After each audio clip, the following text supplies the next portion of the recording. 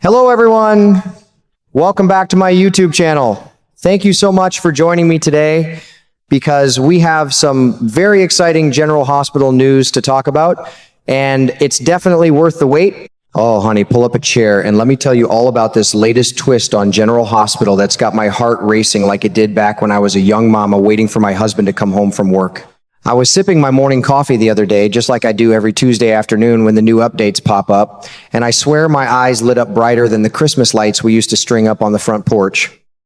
You know how it is with us folks who've been watching these Port Charles stories for decades. These characters aren't just faces on the screen anymore. They're like old neighbors you've known through thick and thin, the kind you gossip about over sweet tea on a warm summer evening. I couldn't stop smiling when I read about Curtis Ashford and Isaiah Gannon heading straight for a showdown. Curtis is one of those steady, strong men who's been through so much already, and now he's got this fire in his belly. He's looking Isaiah right in the eye and saying, in that deep, serious voice of his, that Isaiah should have stopped to lend a hand that night on Route 91. Lord, can you imagine the tension? Two good men, both with hearts bigger than Texas, standing toe-to-toe because of one dark, rainy night that changed everything. I've always had a soft spot for Curtis. He reminds me of my own son, the way he protects his family and tries to do right even when life knocks him sideways. But now he's hurting, and that hurt is turning into questions that won't wait. It makes me think about how pain can make even the kindest soul point fingers first and ask questions later. What really pulled at my heartstrings, though, was learning exactly where Isaiah was that same night. He wasn't out joyriding or ignoring a cry for help. No, ma'am. Isaiah got a surprise call from Lulu Spencer while he was tucked away cozy in that little cabin with Portia Robinson.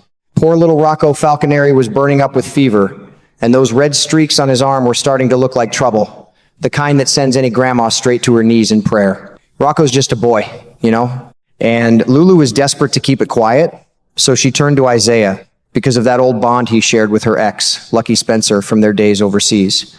Isaiah didn't think twice. He dropped everything, even though it meant leaving Portia wondering and rushing out into the night. That kind of quiet loyalty, it's the stuff that makes me tear up a little. Reminds me of the old American saying my daddy used to share, a true friend walks in when the rest of the world walks out. Isaiah lived it that night, plain and simple, even if it cost him a little time and maybe a few raised eyebrows later on. And oh, the way the story layers on the complications, just like one of those rich chocolate cakes my neighbor bakes for church potlucks, it all keeps building. While Curtis and Jordan Ashford were being forced off that same stretch of highway, Isaiah was already on his way to help Rocco.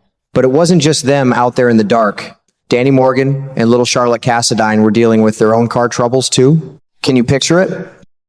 A whole highway full of folks in the wrong place at the wrong time, each one carrying their own worries.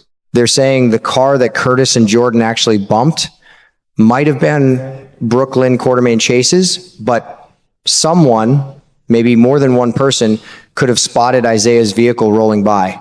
It's like life in Port Charles is one big puzzle where every piece touches another and nobody sees the full picture until it's too late. I sat there rereading the details and thought about how much this feels like real life, the kind we've all lived through. How many times have we been rushing to help one person while someone else is left wondering why we weren't there?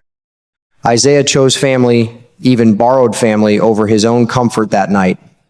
Curtis is carrying the weight of that crash and the fear that came with it, so his anger is bubbling up like a pot left too long on the stove. Both of them have good souls. I truly believe that with all my heart. But when secrets and accidents mix together, well, it can stir up a storm that nobody saw coming. It makes me wonder how Portia will feel when she learns the real reason Isaiah left her side so sudden. And what about Lulu? She was just trying to protect her boy the best way she knew how. Motherhood does that to you, makes you bend rules and keep quiet, even when it might hurt others later. That's what keeps me hooked on General Hospital after all these years, darling. It isn't just flashy drama for the sake of it. These stories sneak in little lessons about forgiveness and understanding, about how one choice can ripple out like a stone tossed in a quiet pond and touch folks you'd never expect. It reminds me of the times I stayed up late waiting for my own kids to come home safe, or when I had to keep a family secret that weighed heavy on my shoulders. Life isn't always neat and tidy, but love and loyalty can still cut through the mess like sunshine after a thunderstorm. I'm already planning my afternoon around the next episode, just like I used to clear the supper dishes early so I wouldn't miss a single minute. I might even bake a fresh batch of oatmeal cookies, the soft kind with raisins that my grandbabies love, and settle in with my favorite blanket. My goodness, I can almost hear the music swell when Curtis finally corners Isaiah and the truth starts to spill out. Will Curtis listen with an open heart, or will that protective fire inside him make things worse before they get better? And how will all these tangled threads, the crash, the secret call, the sick child, weave together in the days ahead? It's the kind of storytelling that keeps an old heart young and hopeful. You know, talking about it like this with you makes me appreciate these characters even more. They stumble, they argue, they make mistakes just like the rest of us, but deep down they're trying to hold on to what matters most: family, friendship, and doing the best they can with the hand life deals them. General Hospital has been my faithful companion through lonely afternoons and joyful mornings for longer than I care to count, and moments like this remind me why I'll never stop tuning in. These folks in Port Charles feel like kin, and their stories wrap around my heart like a warm hug on a chilly evening. So there you have it, my friend, the latest from that wild ride on Route 91 that's got me smiling, shaking my head, and counting down the hours until the next chapter. I'll be right here with my coffee, my remote, and plenty more thoughts to share when it all unfolds. These characters keep surprising me, and I wouldn't trade a single minute of it. Talk soon, won't you? I'm always ready for another good chat about the folks we love to watch. This latest bit about Curtis and Isaiah has me shaking my head with a little smile because it feels so real, just like the misunderstandings that happen in our own families. Isaiah did get to Lulu's house later than he planned that night, but that doesn't mean he drove right past Jordan and Curtis and chose to keep going. No, ma'am. It could have been plain old traffic slowing him down. You know how those highways can back up when something happens, especially on a dark night? Or maybe it was what they call delay caused by bystanders. Perhaps someone else drove by Danny and Charlotte's car, waved them on, and kept moving. Meanwhile, Curtis and Jordan veered off the road. Things like that happen all the time in real life, don't they? One little moment and everything shifts. And listen to this. The car actually caught fire and exploded, but that only happened after Valentine Cassadine and Carly Spencer stopped to help Danny and Charlotte. Valentine jumped right in to lend a hand, bless his heart.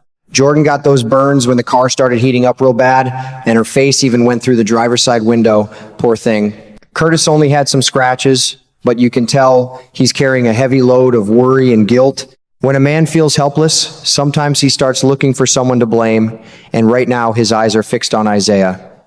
What really surprised me is how Curtis found out Isaiah was even on that road. He's been spending most of his time at the hospital these days, yet somehow he knows Isaiah drove right by before Carly and Valentine arrived. I chuckled to myself thinking, there's that old investigator in him coming out again. It sounds like Curtis used his old skills to dig up or maybe even sneak a peek at some traffic camera footage. Now, that's not exactly his job anymore, but love and fear can make a person bend the rules a little. He found video showing Isaiah's car passing by on the way to help Rocco, and now he's ready to have it out with the man. I can just picture the scene. Curtis standing tall, voice low and sharp, accusing Isaiah of driving straight past the accident without stopping to help. He's really laying into that poor surgeon, calling him out for not doing the right thing, even though Isaiah may not have seen a thing. The car was off the road, it was dark, and Isaiah was focused on getting to Lulu's house because little Rocco had that scary fever with red streaks running up his arm. Isaiah was rushing to help a child who needed him, all because of the friendship he once shared with Lucky Spencer. That kind of loyalty runs deep, like the kind we used to see in the old days when neighbors looked out for each other without being asked twice. Of course, Isaiah is stunned and hurt by the accusation. He's not cold-hearted, far from it. He feels just as bad about Jordan's injuries as anyone else does. I can imagine him standing there looking Curtis in the eye and saying something like, man, I had no idea what was happening back there. I was trying to get to a sick kid. His feelings are probably a mix of shock and sadness because nobody wants to be painted as the guy who drove away from someone in trouble. But sometimes when you're in a hurry to do good in one place, you miss what's happening somewhere else. Life gets messy that way. It makes me think about how we all carry our own burdens. Curtis is scared for Jordan and angry that he couldn't protect her better, so he's reaching for answers and maybe even someone to point the finger at. Isaiah was simply trying to keep a promise to Lulu and take care of Rocco without making a big fuss. Both men are good at heart, Curtis with his protective nature, Isaiah with his quiet willingness to help. Yet here they are, about to clash because one night on Route 91 got tangled up with secrets, accidents, and good intentions that didn't quite line up. I keep wondering how this will all shake out. Will Curtis calm down enough to really listen when Isaiah explains why he was late and where he was headed? Or will that old investigator fire keep pushing him to dig deeper and maybe stir up even more trouble? And what about Portia? When she finds out the real reason Isaiah left their cozy cabin that night, how will she feel? These stories have a way of showing us that even the strongest folks can misunderstand each other when fear and worry cloud their eyes. You know, that's why I've stayed with General Hospital all these years. It isn't just about the big drama.